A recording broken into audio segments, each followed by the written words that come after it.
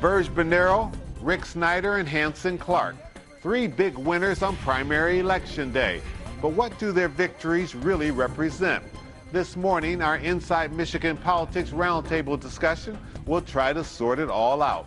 Our guests include Bob Campbell, politics editor of the Detroit Free Press, Warren Pierce, host of the Warren Pierce Show on WJR News Talk 760, Angelo Henderson, host of Your Voice with Angelo Henderson on WCHB News Talk 1200, and Tim Kiska, Channel 7 political poster.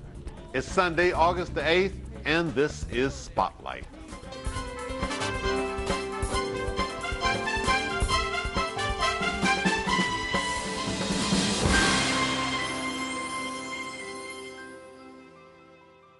And welcome to Spotlight, gentlemen. Glad to have you with us. We all got through Election Day, and we're still standing. Interesting results. Based upon the outcomes of the primary election, I'm going to ask all of you and just go down the line. Michigan's future is fill in the blank. Bob Campbell? Partly sunny. I'm torn a little bit. Partly cloudy. Not a lot was determined on Tuesday night. We'll see how things turn out. We did some polling, though, heading into the election that indicated that, indeed, there's a lot of anxiety, as you would expect in a state with a kind of unemployment and kind of foreclosure rates and everything else that we're facing. But there's optimism about the future. Right. And I think particularly outside of the metro area, we saw more of that. All right, we'll pick up on that in just a bit. Tim Kiska, Michigan's future is what? Still totally unsettled. And I'm not sure that no matter who gets in the governor's office or who gets in the state house, state senate, that's necessarily going to fix that. It may change some of it, but it's still not. The problem is bigger than that chair. Absolutely. I don't think there's any question about that. All right.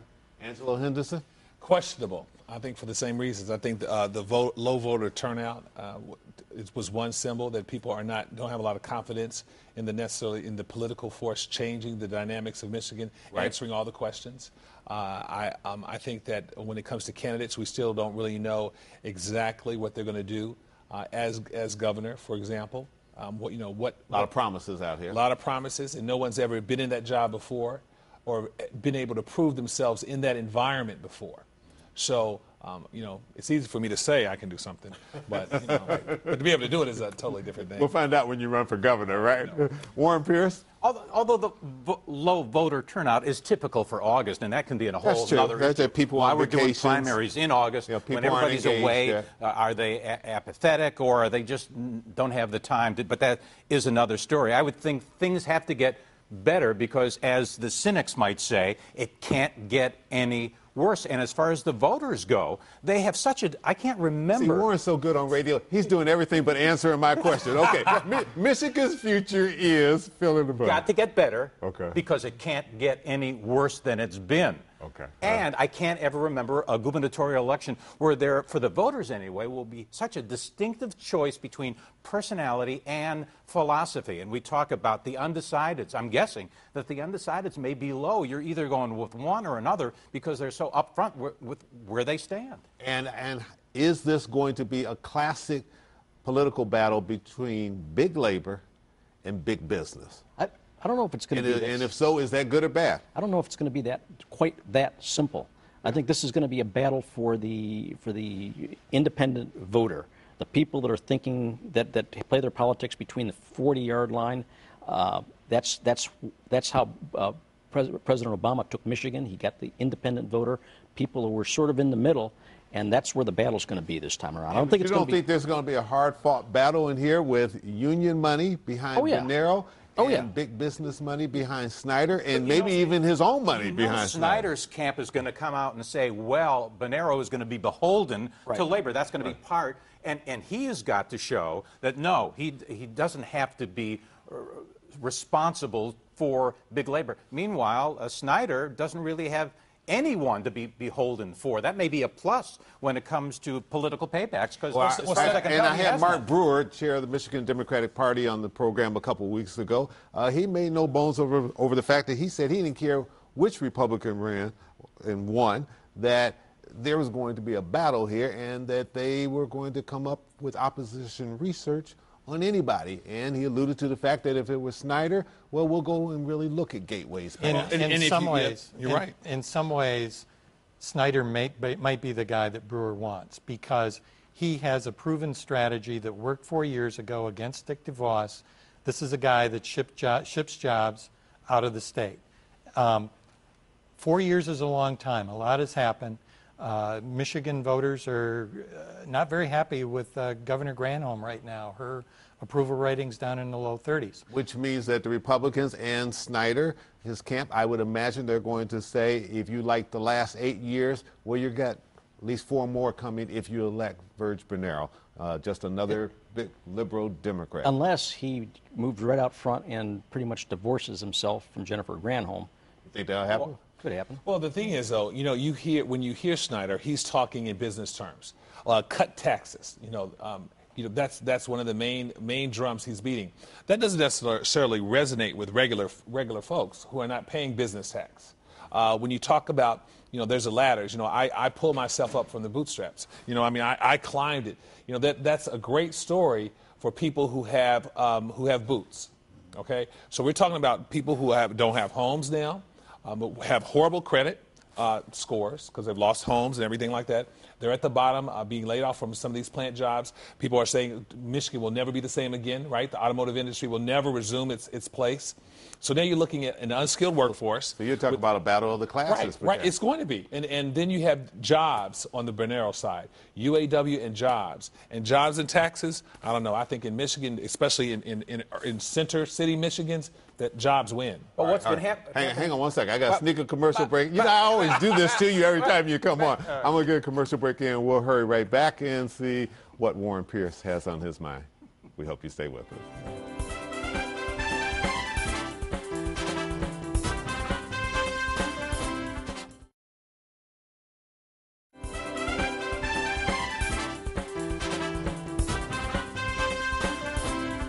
Welcome back to Spotlight. We're talking about the aftermath of the primary election. Bob Campbell, politics editor of the Detroit Free Press, Channel 7 poster Tim Kiska, Angelo Henderson of Your Voice on WCHB 1200 AM. I got it right? Yes, you did. And Warren Pierce, the host of the Warren Pierce Show on WJR 760 News Talk.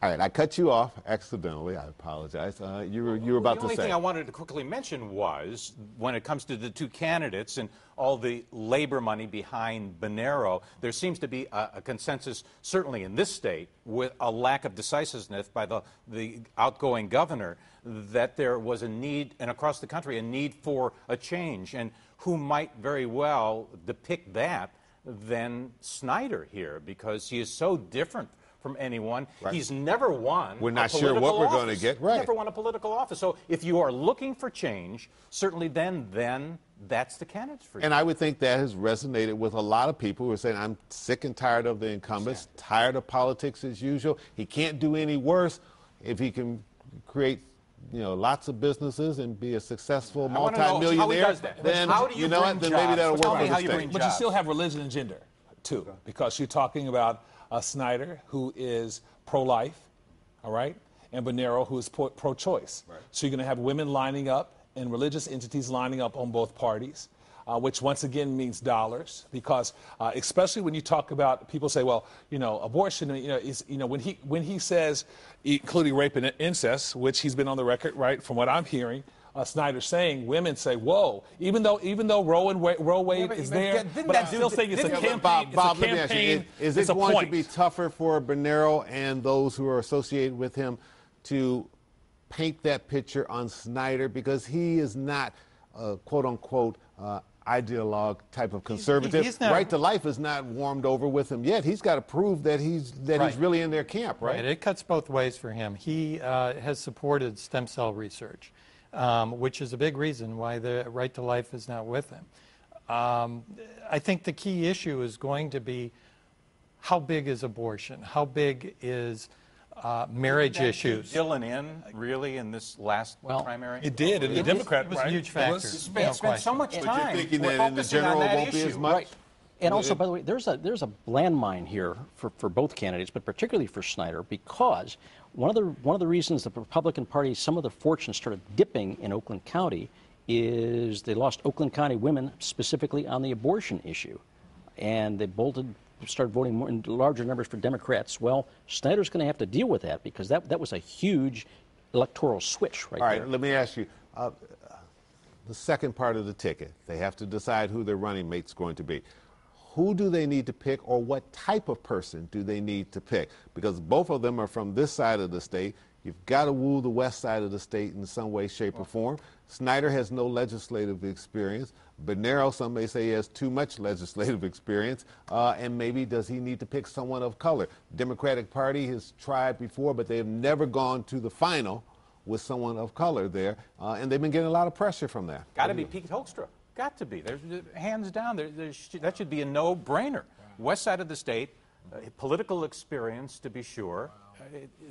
That would be a very good choice because it in a way solves the issues that he has, that Snyder has with conservatives. Exactly. Is he one of us? On paper, but this is also someone who has an ego, as all of them do. He's been a leader in his own right. Is he going to want to be second fiddle to Rick Snyder, a businessman who doesn't have the legislative experience that Pete Hoekstra has? Well, it will be a good match. On paper, I think you're right. It makes a great match on paper. He's got to He's got to be hunting for a job because he's lost, right? Yeah, right. As of January, he's going to be, He's become a lobbyist. You're number 2 already. I mean, so. You're staying there. I would like, and I think there's a segment of Michigan who would like to see a person of color in that lieutenant governor seat. It could change a lot, but once again, you're dealing with sensitivities, perceptions, the West against, this part of the state, So does that knock someone like Alma Wheeler-Smith out of the box? She's from the Washtenaw area. That puts someone else on this side of the state. But she was in there the longest. I think she was the first Democrat to get in the race, even though, didn't pan out. It may work. It may work, but they're just going to have to do some serious research, and that's what's great is that now we have statistical data. You don't have to, that can determine why people are voting. And I think that should make a difference. But I'd love to see a person of color. Almost seems like the mayor of Southfield has been campaigning for that lieutenant governor position. Well, I know that Andy Dillon admitted that she was on the short list, but whether or not she's on Bernero's short list, we're not sure yet. We'll have to find out. Sure. Certainly has not been shy about volunteering her services for the candidate. No, I think she probably would like that call if it came through. Not to sound cynical, I still wonder how many people cast their votes saying, "Well, that lieutenant governor. That's where I'm going to choose because of the lieutenant governor." I still wonder about that. I still think you should pick someone. I think Bernero needs someone who is totally opposite from him. And I think what you're referring to is the fact that he's excitable. Some would say even hyper. You're saying he needs someone a little more calmer, but more in depth in hardcore economics and business solutions. Because I think that's what's attractive to Rick is that he knows how to solve business problems and accountability and profit. He's going to need a Zen priest to balance. He's going to need what? A Zen priest. He's going to need a Zen priest economist to. And on that note, we're going to go. People love energy, though. People love energy. We'll hurry right back, and we'll talk about that 13th congressional district race, which turned out to be very, very interesting. We'll be right back. Stay with us.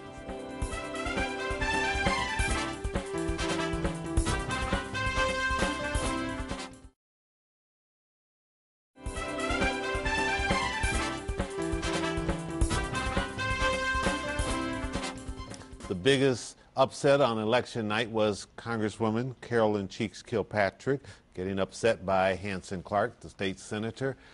She said throughout that race, "This is who I am, this is what I do," trying to obviously refocus attention on herself and not the troubles of her son. It didn't work. Do you think it was her son's troubles that really defeated her? Or was it that coupled with her own record? Because I didn't hear a lot of people complaining about her record. Well, one thing that I've been beating the drum on is that Detroit said yes to Congresswoman Carolyn Cheeks Kilpatrick. She won by 1,515 votes total. We're talking 922 election day, 593 AV. While it wasn't a mandate, Detroit still supported Congresswoman Carolyn Cheeks Kilpatrick. So what are you saying, Angela? That it was the Grosse Pointes, and Tim will be able to let us know, and the surrounding areas, the other non-Detroit cities that ran from the Kilpatrick name. And I think a lot of it had to do with her son. And the incumbents. And was there an underpinning of race involved in this, or not really? I think they were sick of Kilpatrick. I think when you hear that name, people just, those who didn't want to look any further in the name. I think, like I said, I think she believed if she had trumpeted herself more as the mother who was suffering because, as a mother, we all have kids who don't listen to us, that could have resonated beyond race. If she had really marketed her record, she knew she was going to have this race. She could have been trumpeting what she's doing in Congress up in it for months. Well, she tried to get into, remember in the debate that the light rail system was kind of her baby. Right, she even had Secretary of Transportation Hood come in. The day before the election. The day before the election, bringing money from Washington. That was an accident. But what did you see her there, though? The question was, I thought it was Mayor Dave Bing's event. He was the one quoted. He was the one with the secretary. I didn't see her presence even that day. No, she does not have the charisma, did not have the charisma that certainly HANSEN CLARKE did. And his Horatio Alger story, too, was terrific as well for voters. Bob, you were going to say something? Well, the biggest problem she had was the turnout in Detroit was just abysmal. It was half of what the rest of the state was. Detroit was showing, I believe, voter fatigue from having gone through, 4 elections in the previous year. And there just was not strong enough feeling that we need to get out there and save her. And I think her son did cost her the seat. There's no question about it. Yeah, and I think that if she'd handled this somewhat differently early on, saying, I got a knucklehead son, I think pretty much everybody would say, yeah, I get that. But how many mothers are going to say that? But I know what you're saying. You're saying there was maybe some way she could have sort of separated herself without throwing her son completely up under the bus as a mother. Right. And be the mom. I think people wanted her to be the mother. I mean, be the mother that you are. Love your son. Well, she said that. She said, but the thing is, she didn't say, but my son has done wrong. Right. People were looking for her to say, my son was out of line. And even after the verdict, part of it is at some point say, this is wrong. He was wrong. And, and it was not my fault. But all right. A lot of people jumped into that race partly because they sensed that she was a wounded politician. We know that it's HANSEN CLARKE that's now going to be facing off with the Republican. Question, is HANSEN CLARKE ready for prime time? And by going to Washington, D.C., that's a different level than the Michigan legislature. Your thoughts? I consider him like a pledgee, in a fraternity. He's gonna get hazed. That he's gonna go through the freshman wars. He's gonna learn, but he's gonna just be a witness to a lot of decisions. That first year, he's not going to be a player. I mean, because he's easily the case, right? But he's been there and done that. He can relate to the people on the street. He was raised by a single mom, and after she died, the neighborhood people got together and sent him off to Cornell. And so he's had the experience. So you think the potential for him to be a very good representative and in time bring the bacon back home for the 13th Congressional District? It's a nice background to have, Warren. Your point is really well taken. But once he gets to Washington, I think I imagine whoever the chair of the House Appropriations Committee is saying, well, that's very nice, HANSEN. However, you're going to be sitting on. But he's been through, he's in the political system, unlike he understands Snyder. Unlike Snyder, for example, who isn't. He doesn't know how to make the deals in the halls, in Lansing. But he's not used to being ignored. Yeah, but HANSEN CLARKE will not be ignored, and that's and that's going to be someone will have challenge. to take him up under their wing if he's willing to be able to do that. Someone with seniority, someone who wants to school him, help him maybe get on a good committee. Because Congressman Gary Peters, he hasn't been in there long, but he will tell you about all the things that he said he's done just as being a freshman congressman. So maybe it's not a matter of years. Right. But Cornell trained a lawyer. I mean, there's nothing to be taken lightly. Right. The guy, the guy is smart. Georgetown was law. It was Georgetown law, but Cornell. But I'm still saying academically, he's proven himself. I think that will say something that at least points to his ability to learn. Right. So, we had a brief interview with him yesterday, and I'll tell you this.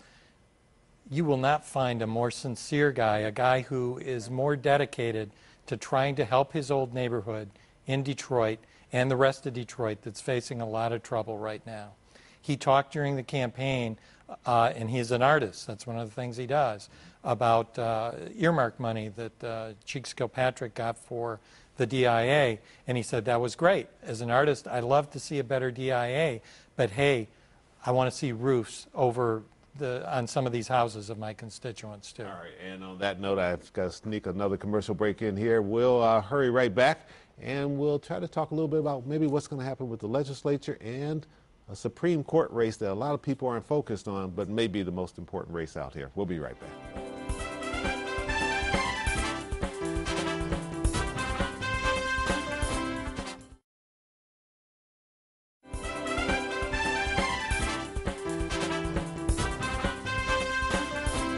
Bob Campbell, everyone always focuses on the top of the ticket, but the Supreme Court race, how important is it? The state Supreme Court race. For the Democratic Party, it is huge. Bob Young, sitting Supreme Court Justice appointed by John Engler, is going to be nearly as much of a target as Snyder is. And the reason for that is reapportionment. If after the districts are changed to reflect the new census, there is a challenge to that, and it goes to the High Court. The Democrats want a solid majority there to rule their way. And they're positioning 2 African-American women to take him out. Potentially Denise Langford is one, and Judge Sheila Johnson is another.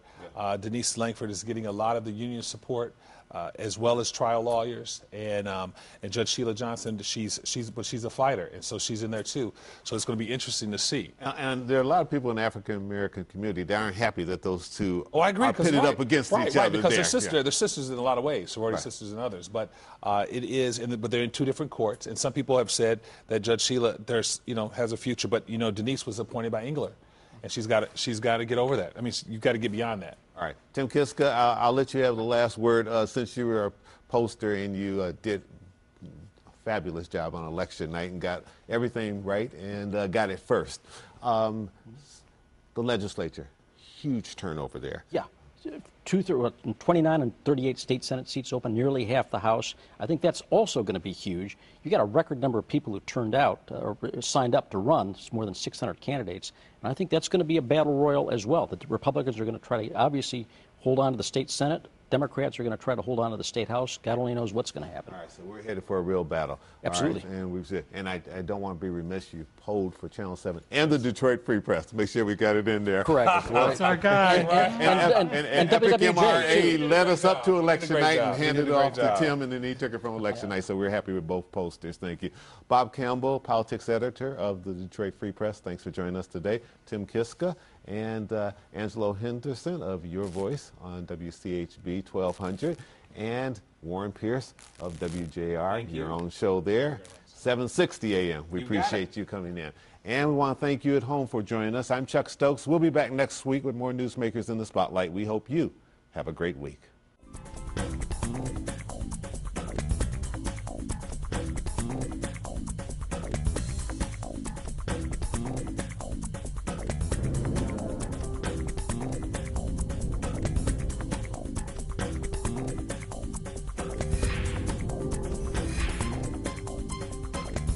This week is next on 7.